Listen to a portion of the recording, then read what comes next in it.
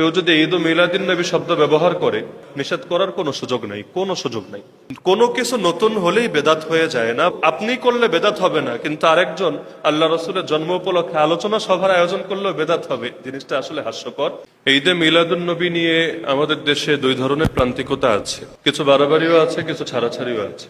মনে রাখতে হবে, ঈদ ও মিলাদিন নবী এটা শরীয়তের কোনো পরিভাষা না। কেউ যদি ঈদ ও মিলাদিন নবী শব্দ ব্যবহার করে, তাহলে এটাকে অস্বীকার করার সুযোগ থাকে না, কারণ সে বোঝাতে চায় যে নবীর আগমনের জন্য খুশি। কেউ যদি আল্লাহ রসুল সাল্লাল্লাহু আলাইহি ওয়াসাল্লামের এই যে জন্ম হয়েছে রবিউল আউয়াল মাসে, এ উপলক্ষে রবিউল আউয়াল মাসে কিছু আলোচনা সভার আয়োজন করে, অথবা হামদ নাত অনুষ্ঠানের আয়োজন করে, অথবা আল্লাহ রসুল সাল্লাল্লাহু আলাইহি ওয়াসাল্লামকে স্মরণ করার জন্য কুইজ প্রতিযোগিতা, সিরাত পাঠ ইত্যাদির আয়োজন করে, নিষেধ করার কোনো সুযোগ নাই, কোনো সুযোগ নাই।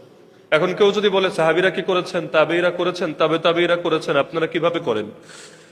কোনো কিছু নতুন হলেই বেদাত হয়ে যায় না, বরং নতুন জিনিস তখন বেদাত হয় যখন সেটা ইসলামের মূলনীতির সঙ্গে সাংঘর্ষিক হয়ে যায়। সাহাবীরা ওয়াজ মাহফিল করে নাই, আপনারা কেন করেন? সাহাবীরা খানকা খোলেন নাই, আপনারা কেন খোলেন? সাহাবীরা তাবলীগে চিল্লা লাগান নাই, আপনারা কেন লাগান?